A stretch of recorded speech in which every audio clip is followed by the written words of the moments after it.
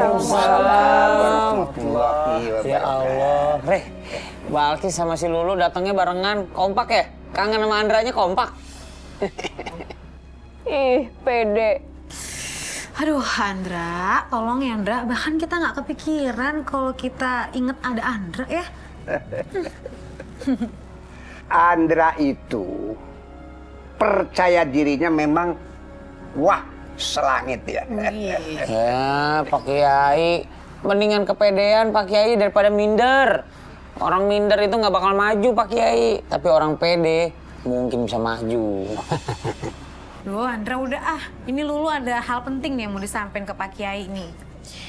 Gini Pak Kiai, tadi Lulu sama Balkis, kok kebetulan banget gak sengaja ketemu perempuan yang minta tolong sama kita. Dan cerita kalau mertuanya itu lagi sakit keras. Kita diminta untuk ya mendoakan, datang ke sana bikin pengajian. Gitu Pak Kiai. Ya, dan akhirnya kita berdua memutuskan untuk ngadain pengajian kecil-kecilan di rumah mertuanya itu. Sekalian kita sambil jenguk. Itu pun kalau Andra, Ryan, sama Pak Kiai ada waktu sih. Boleh, Cis. Boleh, insya Allah. Kita mah siap terus, kalau ada pengajian mah pasti ikut. Menengok orang sakit itu bagian dari sunnah Rasulullah Sallallahu Alaihi Wasallam. Mendoakan orang sakit itu ada bagian dari menengok orang sakit.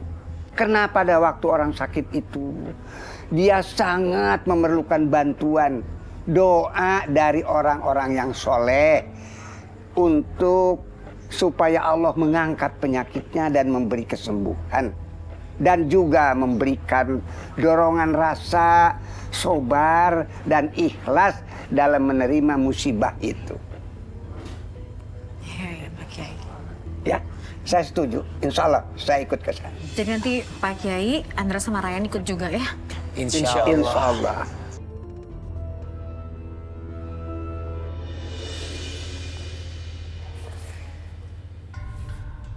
Wah, si Nini lagi banyak duit nih kayaknya.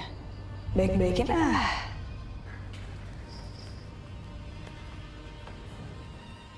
Nin, kamu lagi ngapain?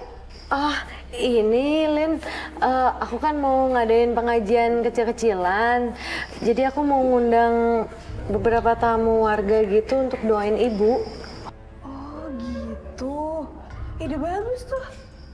Iya, ini kan aku mau ke pasar nih untuk beli makanan buat tamu pengajian. Kamu tunggu di sini ya, jagain ibu. Jangan. Tuh, kok jangan? Enggak, maksudnya jangan kamu yang ke pasar, biar aku aja. Serius kamu, Lin? Iya, kan kasihan ibu kalau kenapa-napa. Kamu kan lebih bisa ngurusin ibu. Ya udah, ini uangnya. Terus ini daftar belanjaannya ya, Lin? Iya. Makasih ya. Sama-sama. Ya udah kalau gitu aku siap-siap dulu ya. Iya.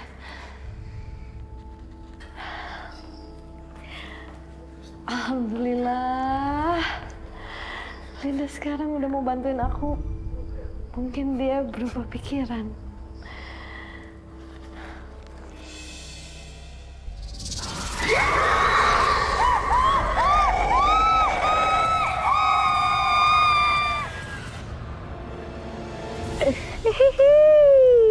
Lumayan juga nih duit. Enak ya punya adik ipar yang gampang banget dibohongin. Lagian ngapain sih bikin doa bersama?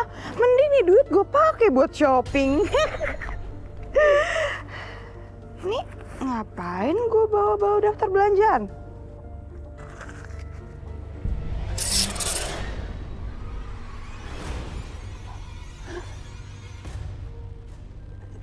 Siapa tuh? Kok nggak ada siapa-siapa?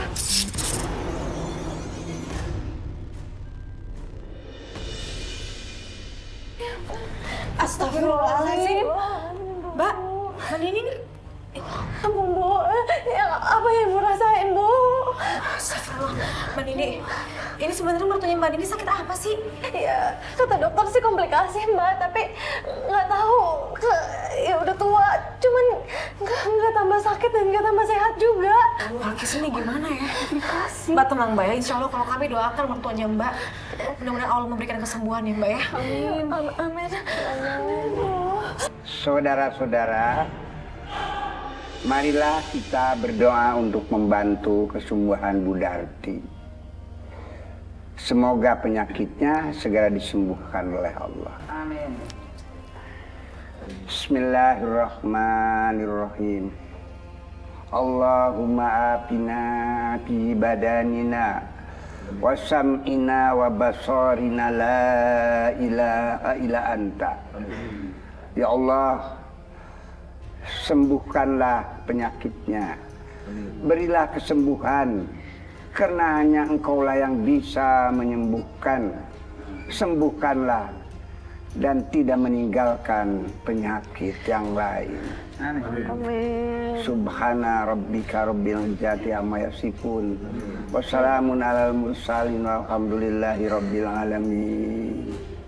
Amin. Pak Kiai, makasih ya udah mendoakan ibu mertua saya. Sama-sama. Memang tugas seorang muslim harus saling mendoakan. Mudah-mudahan mertua Anda diberi kesembuhan oleh Allah. Amin. Alhamdulillah. Ya ampun, akhirnya ibu meninggal juga. Kok kamu nggak ngasih tahu aku sih? Astagfirullah. Dek, ibu Anda belum meninggal. Jangan berkata begitu. Kami semua sedang berdoa untuk kesembuhan ibu Anda. Oh gitu. Habisnya rame-rame. Saya kira ibu saya meninggal. Kami baru saja mendoakan Nenek Darti, Mbak, supaya beliau cepat sembuh. Oh iya. Tadi kan lo ngomong ya mau ngadain pengajian buat doain ibu. Lupa. Sebentar Mbak. Jadi Nenek Darti itu ibu Mbak. Terus kok Mbak tega banget Mbak ngomongnya kayak tadi? Itu udah kayak nyumpahin Mbak. Heh, lo tuh nggak usah ikut campur ya. Lo nggak tahu apa-apa.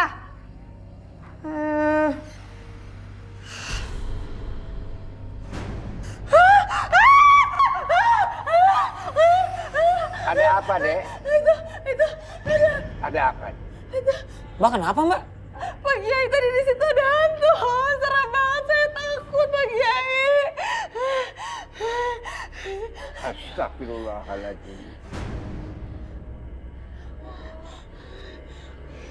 Tidak ada apa-apa.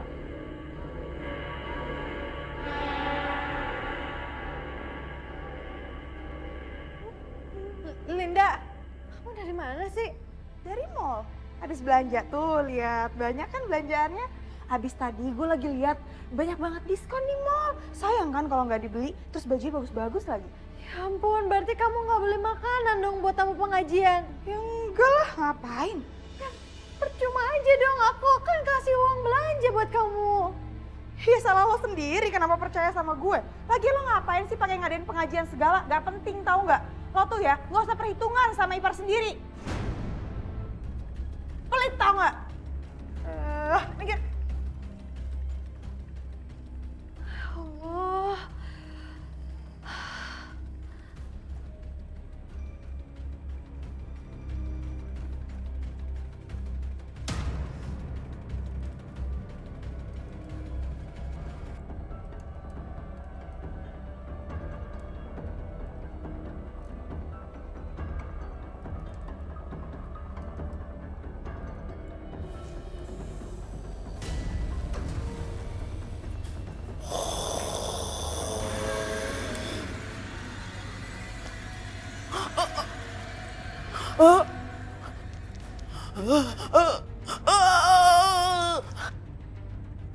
Astagfirullah, kasihan Nenek Darti. Iya lu, aku nggak tega dengar anak kandungnya sendiri ngomongnya kayak gitu. Ya, semoga adik iparnya segera diberikan hidayah oleh Allah. Amin. Iya, Ndra. Karena seharusnya seorang anak itu berbakti sama ibunya. Iya, Re. Gue gak habis pikir. Orang-orang atau anak-anak yang durhaka sama orang tua. Apa yang mereka cari? Benar. Salah satu dosa besar selain daripada musyrik kepada Allah ada durhaka kepada kedua orang tua. Maka dari itu Allah memerintahkan birrul walidain, berbuat baiklah kepada kedua orang tuamu. Ibumu yang mengandung, melahirkan, dan memelihara dengan ikhlas tanpa pamrih. Itu adalah keikhlasan seorang ibu. Maka anaknya harus membalas dengan perbuatan baik. Jangan dengan perbuatan durhaka. Seperti air susu dibalas dengan air tuba. Oleh karena itu, Allah berfirman di dalam surat Al-Isra ayat 23. Sesungguhnya Robmu memerintahkan kepadamu, janganlah kamu menyembah selain kepada Allah.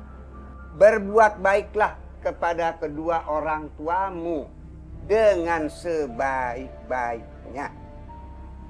Dan bila di antara mereka atau kedua-duanya hidup sampai usia lanjut dalam pemeliharaanmu, janganlah kamu mengatakan kata-kata "ah" kepada mereka. Dan jangan membentak mereka. Dan katakanlah kata-kata mulia terhadap mereka.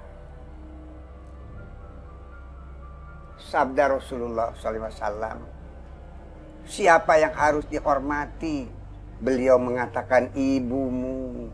Yang kedua beliau mengatakan pula, siapa yang harus dihormati olehmu?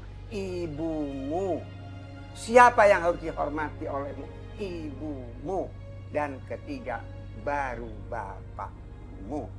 Itulah sunnah Rasulullah SAW, begitu menghormati kepada kedua orang tua. Ibu kenapa? Linda, kamu ibu kenapa ibu? Gimana aku tahu kenapa ibu lihat sendiri sana? Ibu kesurupan. Ya Allah, Bismillahirrahmanirrahim.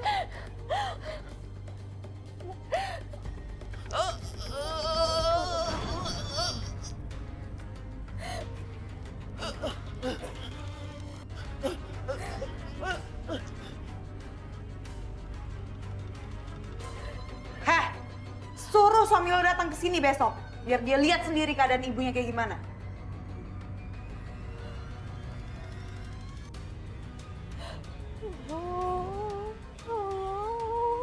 Ibu kenapa, Bu? Ya Allah, berikanlah petunjuk. Jangan siksa dia lebih lama lagi. Berikanlah jalan keluar, ya Allah.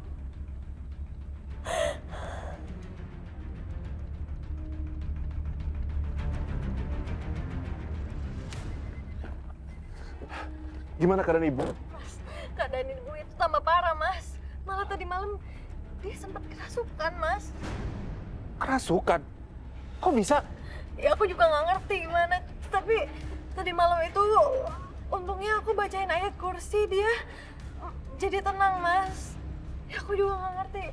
Terus ibu juga untungnya masih bisa makan sih, Mas. Tadi aku baru suapin dia bubur.